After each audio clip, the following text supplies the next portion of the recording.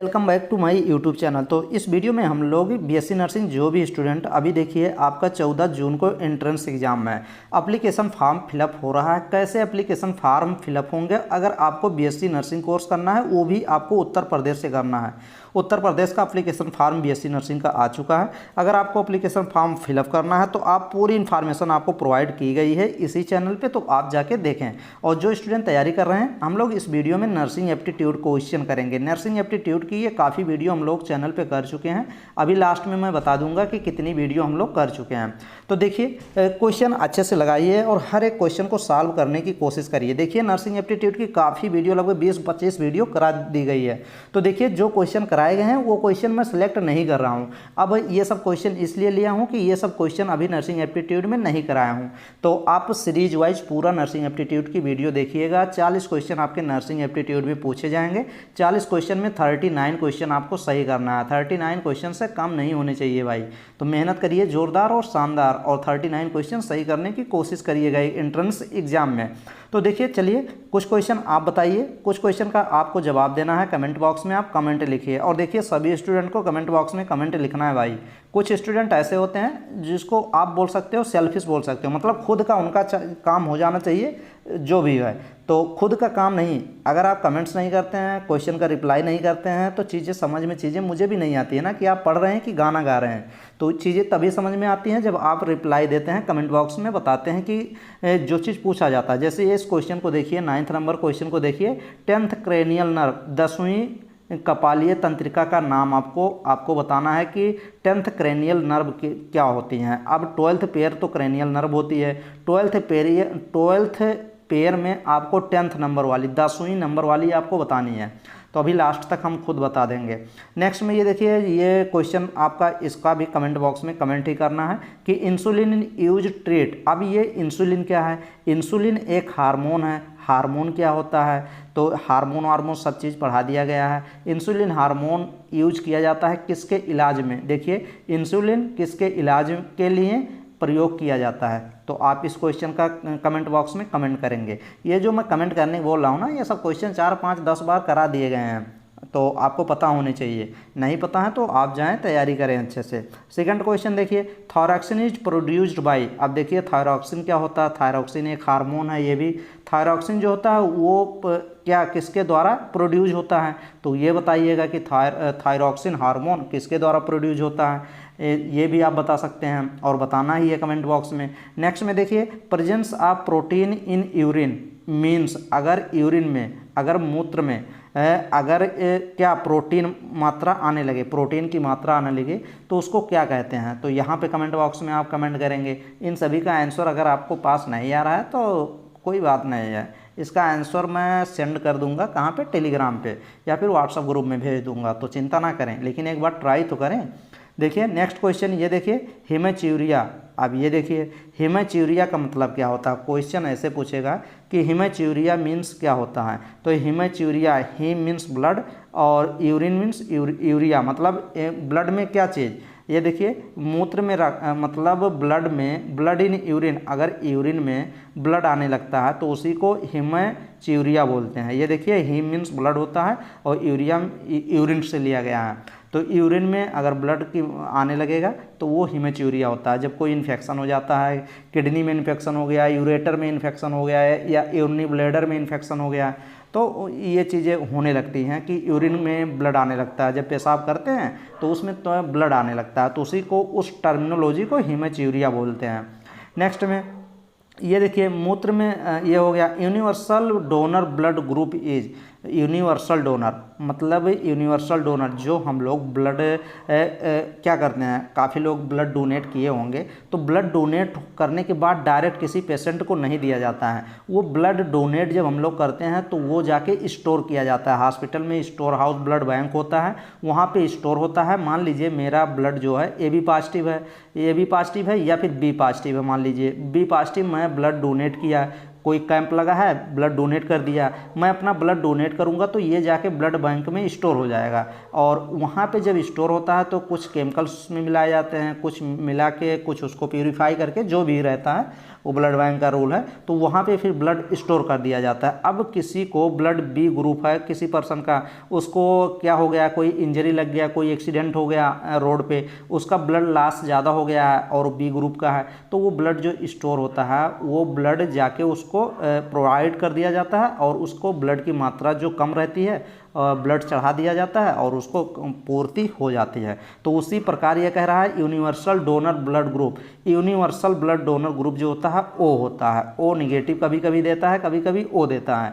तो ये जो ओ ब्लड पर्सन होते हैं वो सभी को ब्लड दे सकते हैं, या ए बी ब्लड ग्रुप वाला पर्सन हो, या फिर बी ब्लड ग्रुप वाला पर्सन हो, या फिर ए प्लस वाला ग्रुप वाला पर्सन हो। तो ओ निगेटिव जो जिसका ब्लड ग्रुप जिस पर्सन का होता है, वैसे तो काफ़ी कम इंडिया में होते हैं जिसके ओ निगेटिव ब्लड ग्रुप होता है, बहुत कम है लेकिन हैं, तो वो यूनिवर्सल डोनर है, मतलब वो सभी को ब्लड ग्रुप, सभी को अपना ब्लड दे सकता है, सभी ग्रुप वाले को, तो इसलिए उसको यूनिवर्सल डोनर ब्लड ग्रुप कहा जाता है। तो डायरेक्ट क्वेश्चन पूछेगा यूनिवर्सल ब्लड ग्रुप किसको बोला जाता है, तो ओ को, ओ ब्लड ग्रुप को, ओ ब्लड ग्रुप आप लिख लीजिए, ओ ब्लड ग्रुप पर्सन को यूनिवर्सल डोनर ग्रुप लिखा जाता, बोला जाता है, या फिर ओ निगेटिव कभी कभी दे देता है।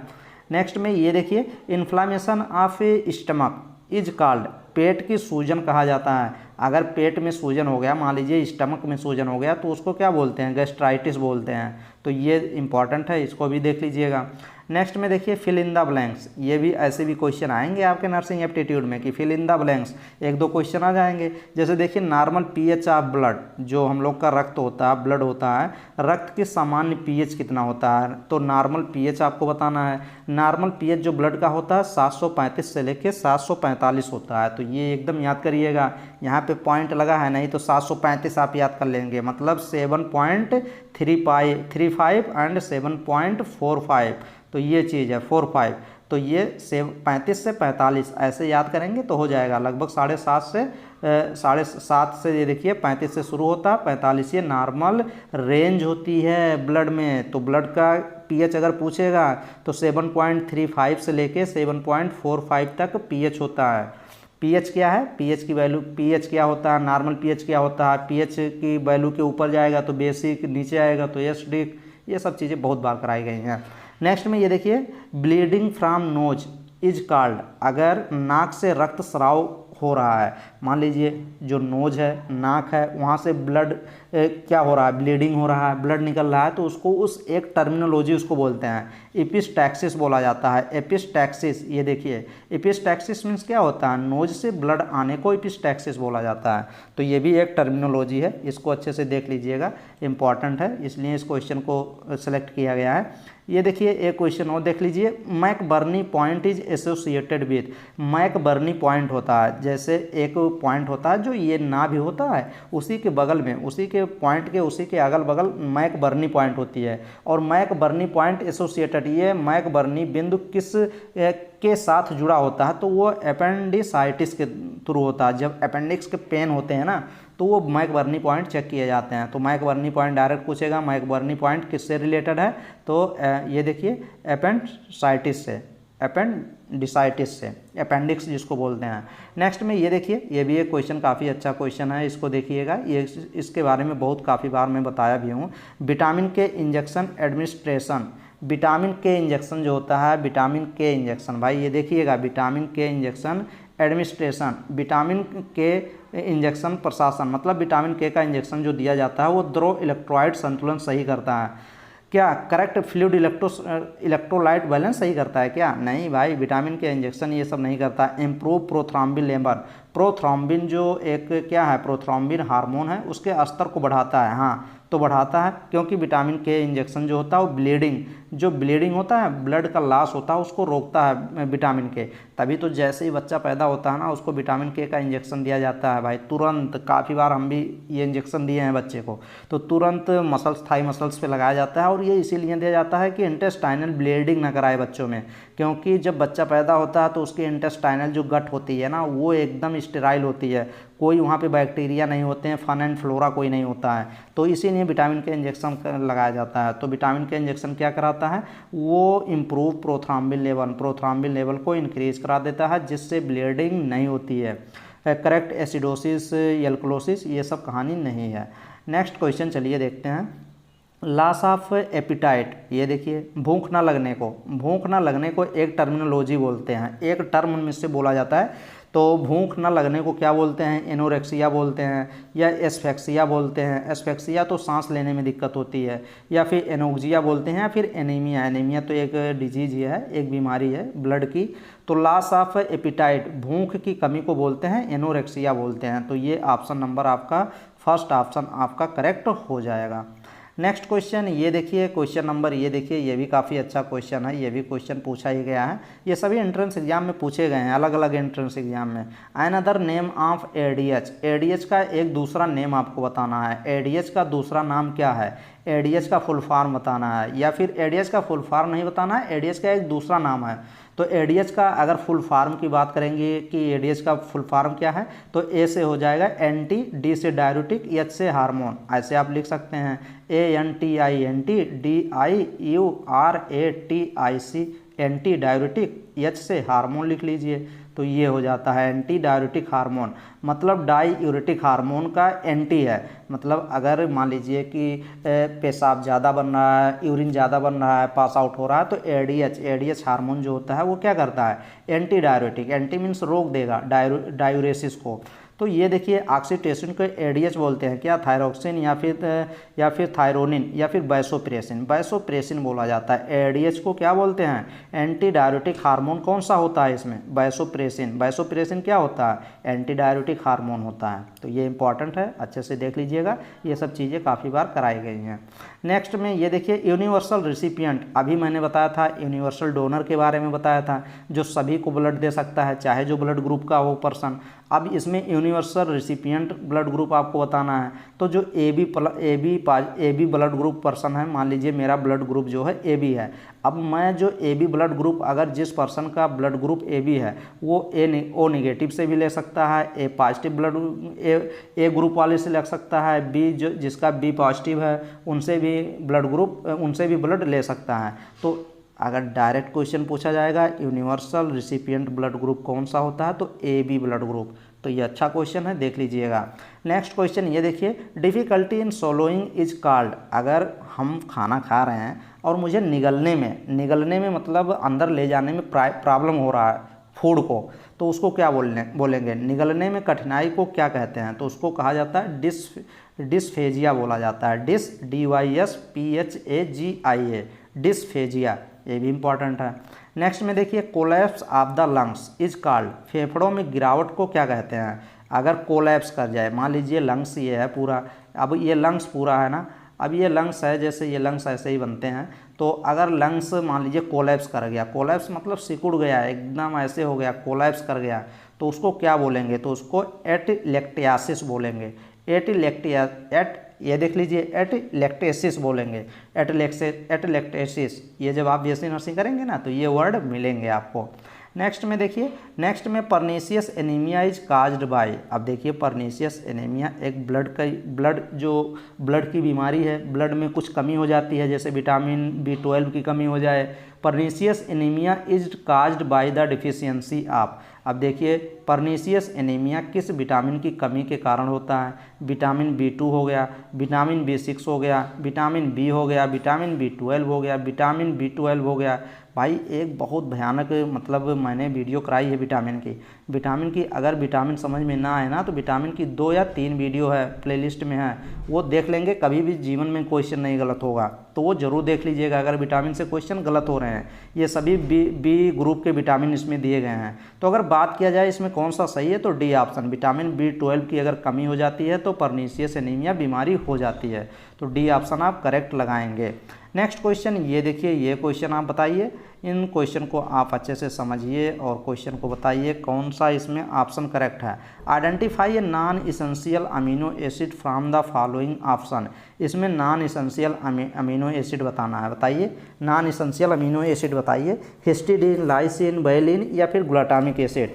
तो इसमें कौन सा करेक्ट हो जाएगा? हिस्टिडीन, लाइसिन और वैलिन ये सभी क्या हैं? नॉन एसेंशियल अमीनो एसिड हैं, लेकिन ग्लूटामिक एसिड आपका ये नॉन एसेंशियल अमीनो एसिड नहीं होता है, एसेंशियल अमीनो एसिड होता है। तो इसलिए ऑप्शन नंबर डी करेक्ट है। और essential amino acid, non essential amino acid, semi essential amino acid ये सब बहुत बार कराए गए हैं, तो नोट्स बनाए होंगे तो मज़ा आएगा।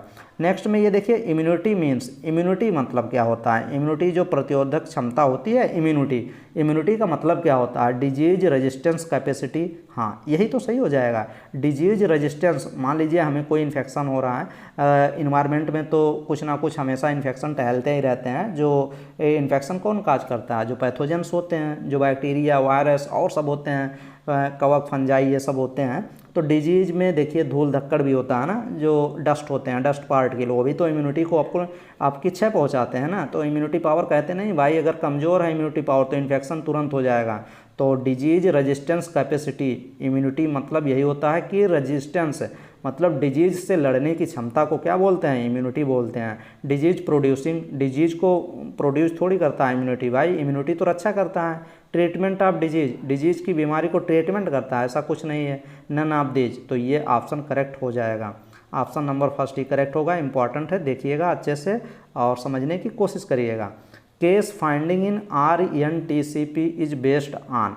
अब ये RNTCP क्या मतलब? Revise national tuberculosis control programme, इसका फुल फॉर्म यही है। तो आर से रिवाइज हो गया, एन से ये मैंने बताया है, RNTCP मैंने बताया है। तो RNTCP रिवाइज, ये देखिए नेशनल ट्यूबरकुलोसिस कंट्रोल प्रोग्राम, ये अगर इससे केस फाइंडिंग, ये RNTCP किस पे बेस्ड होता है?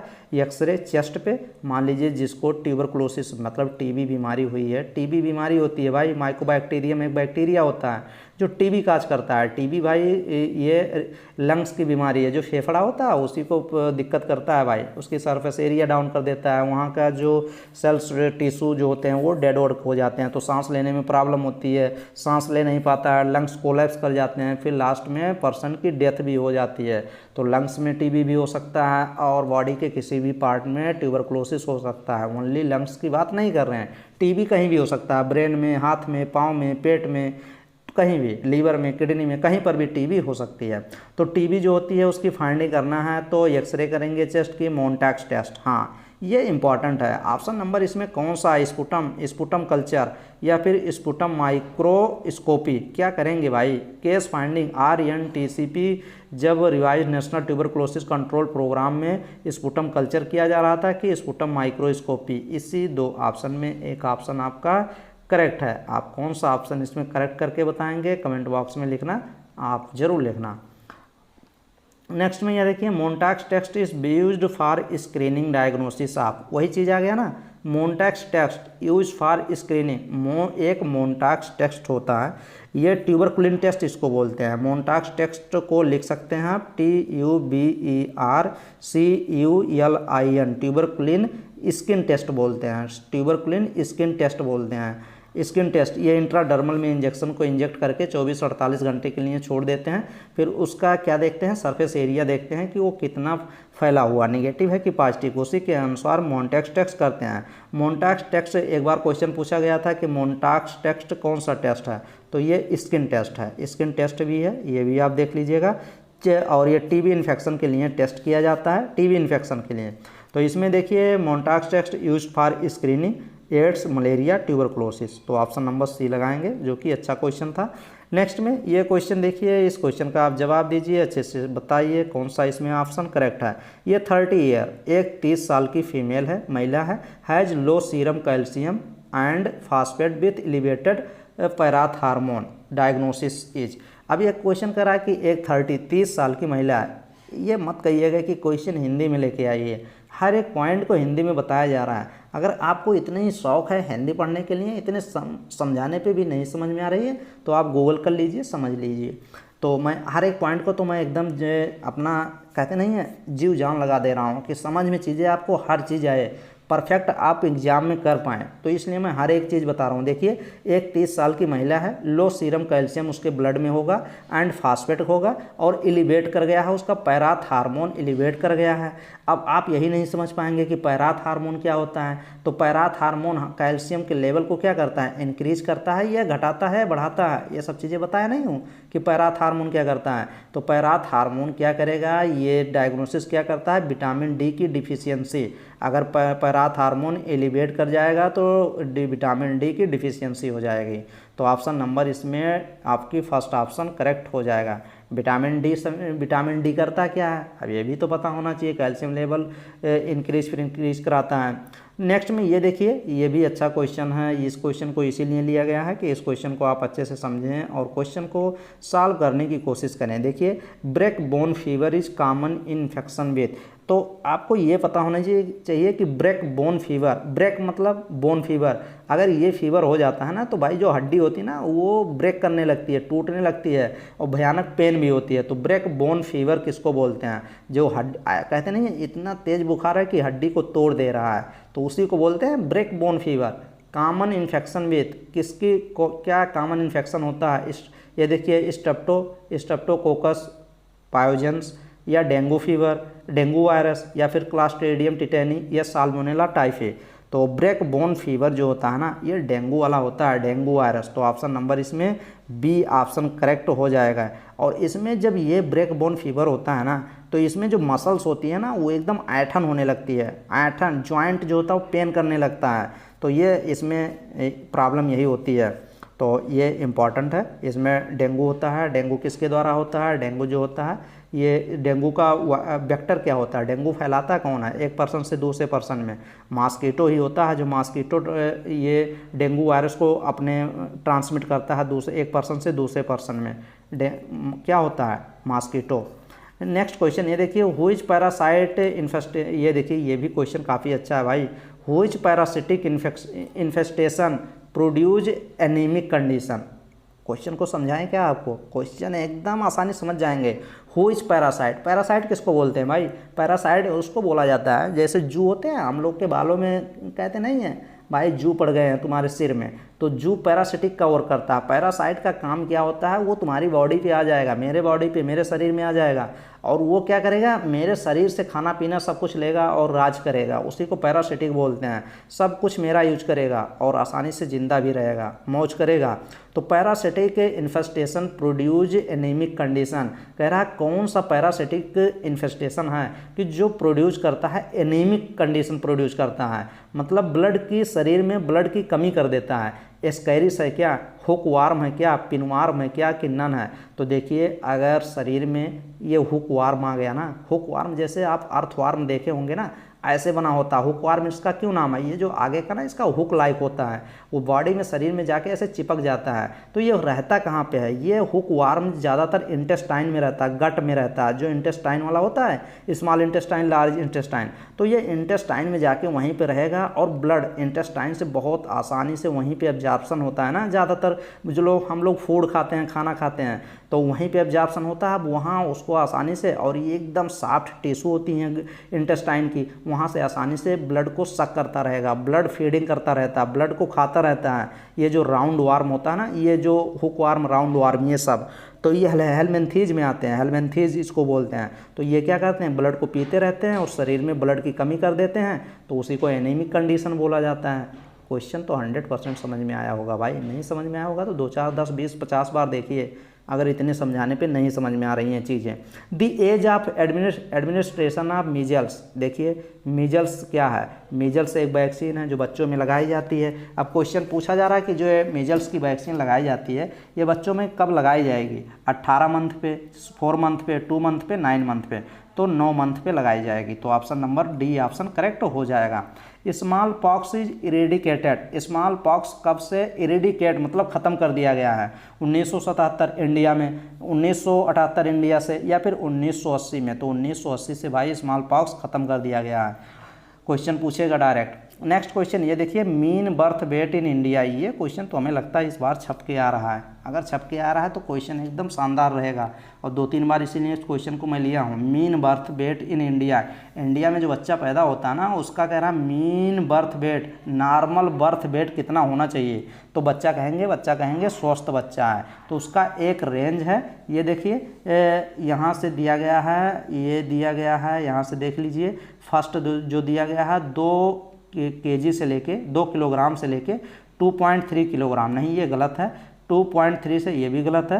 ये 2.5 से 2.9, 2.5 kg से लेके 3 kg के लगभग में। ये देखिए 2.5 kg मतलब 2.5 किलोग्राम से लेके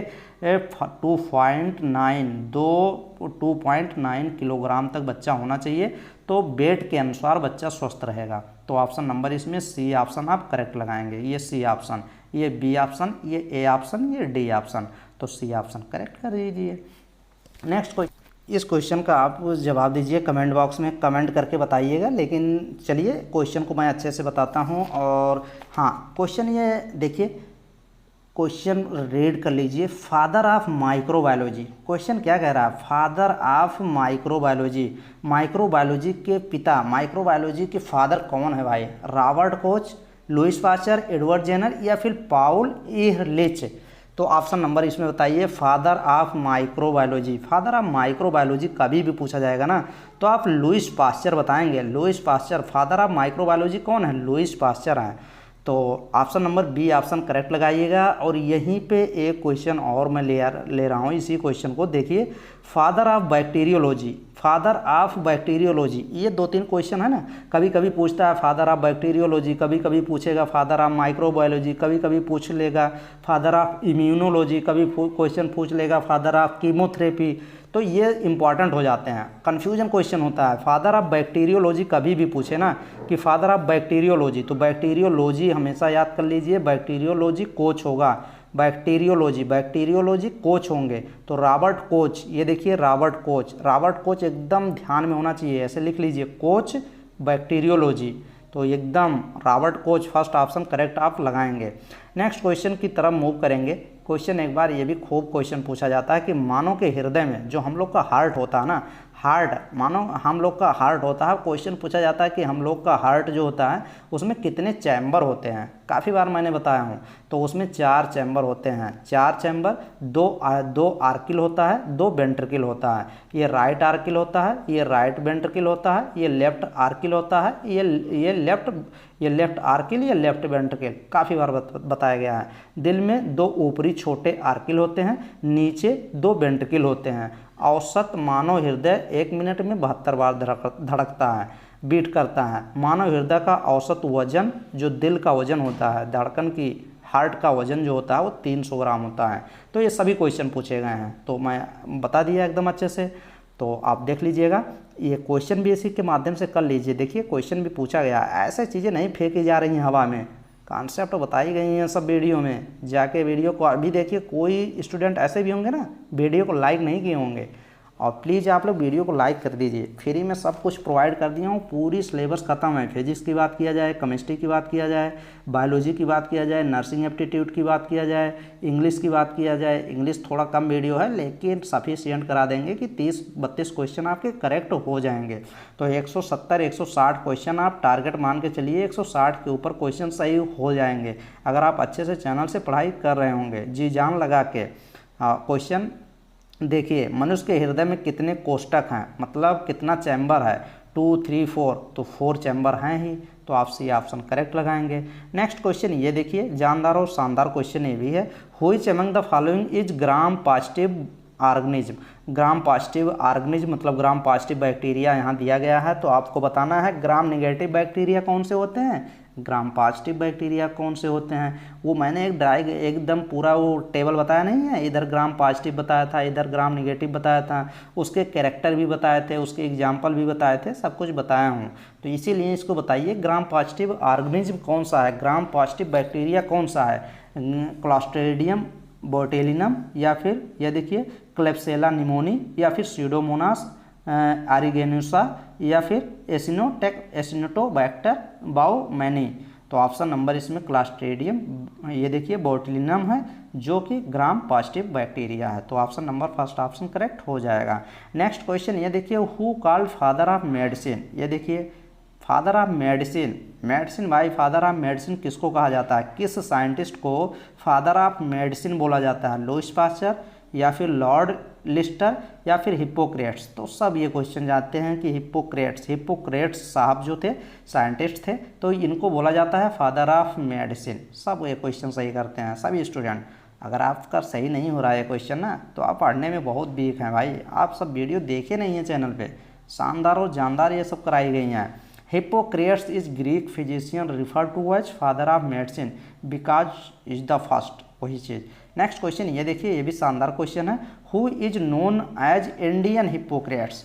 इंडियन हिप्पोक्रेट्स किसको बोला जाता है, अब्राहम जैकब को या फिर हिप्पोक्रेट्स को या फिर ये देखिए केसापा को या फिर सुश्रुता को। हाँ, तो सुश्रुता को बोला जाता है, सुश्रुता को बोला जाता है। ये क्वेश्चन अच्छा भी है, Sushruta.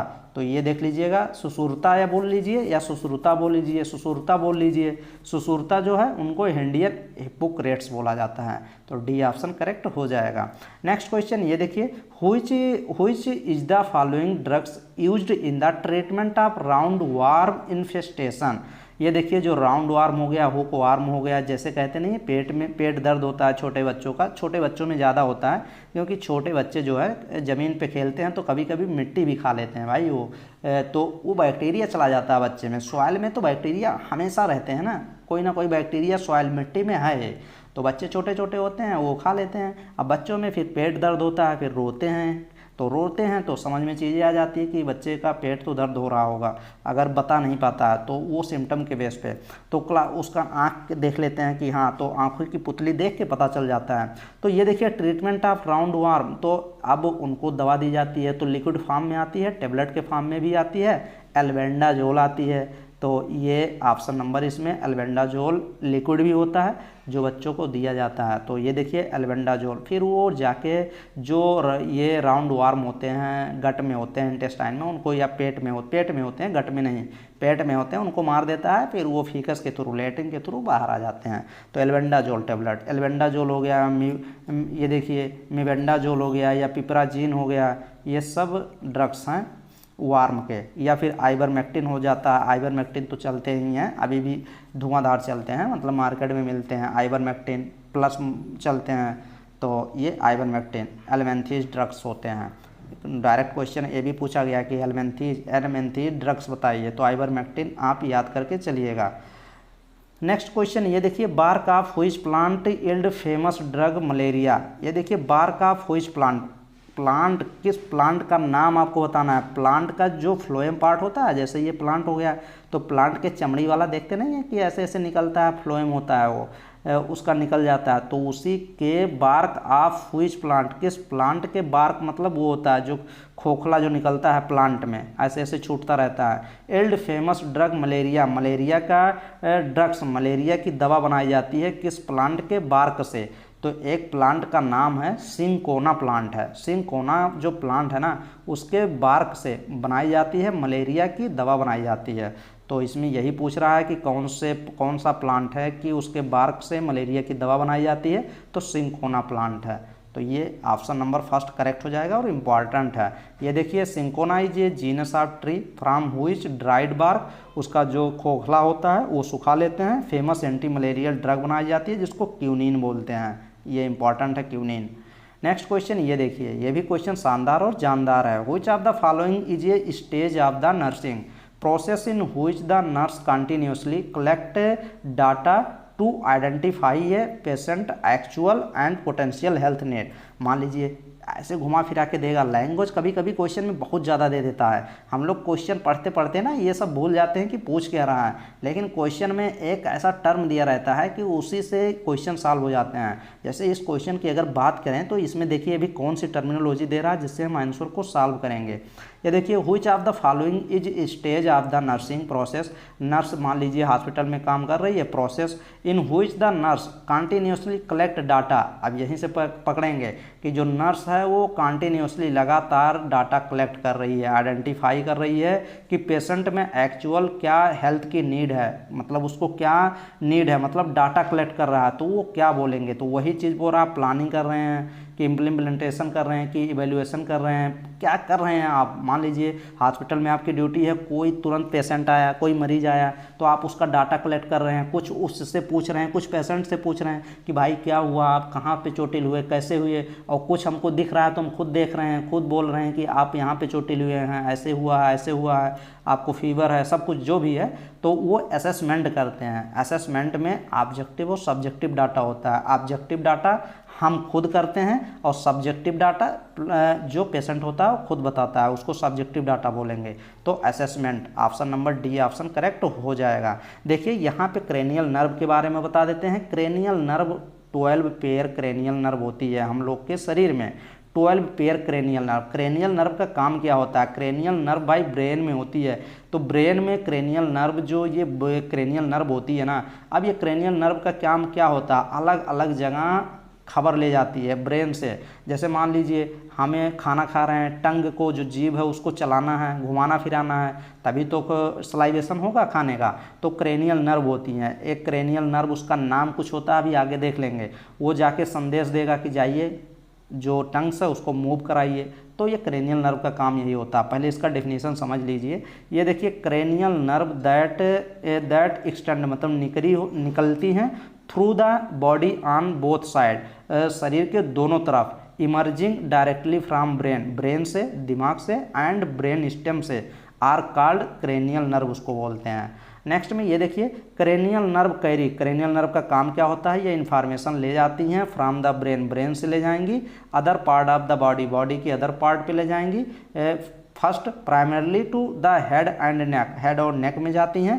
These nerve are paired, मतलब पेयर्ड में होती हैं, जोड़े में होती हैं। प्रेजेंट ऑन बोथ साइड, दोनों साइड में होती हैं शरीर के, body. They are mainly responsible, और वो जिम्मेदारी होती है उनकी फॉर ये फैसिलेटिंग स्मेल, स्मेल को लेना, मतलब स्मेल सूंघना, विजन देखना, हियरिंग देखना, विजन, और एंड मूवमेंट ऑफ मसल्स, और मसल्स को मूवमेंट कराना।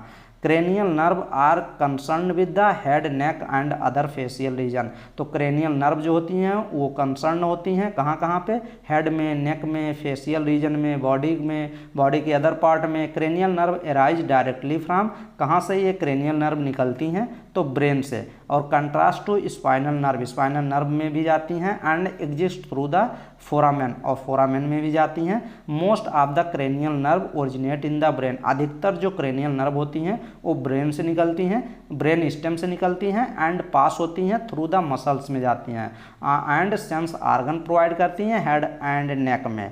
अब ये देख लीजिए क्रेनियल नर्व जो आपकी 12th पेयर होती हैं उसका कुछ देख लीजिए, 12th पेयर का नाम क्या क्या है, हर एक क्रेनियल नर्व का नाम क्या है, ये इंपॉर्टेंट हो जाता है और इसको आपको देखना चाहिए, अच्छे से समझना भी चाहिए। जैसे देखिए फर्स्ट क्रेनियल नर्व होती है, जैसे ऐसे भी याद कर सकते हैं, ऑल्फैक्टरी, ओ, ऐसे मैंने याद किया था, ऐसे आप देख सकते हैं, ओ, 3 ओ, फिर उसके बाद TRI, AFAG, फिर उसके बाद BSH, मैंने तो ऐसे ही याद किया था। ये देखिए 4, 4, 8, ये हो गया 1, 2, 3, 4, 5, 6, 7, 8, 9, 10, 11, 12, तो 12 पेयर होती हैं। तो उसमें फर्स्ट जो क्रेनियल नर्व है उसको ऑल्फैक्टरी नर्व बोलते हैं। ऑल्फैक्टरी मीन्स होता है सूंघना, स्मेल करना। ऑप्टिक मीन्स होता है देखना, सी मतलब सेकंड वाली। और थर्ड वाली ऑक्यूलोमोटर नर्व होती है जो ब्लिंक करवाती है, आँख को मूव करवाती है, आई को।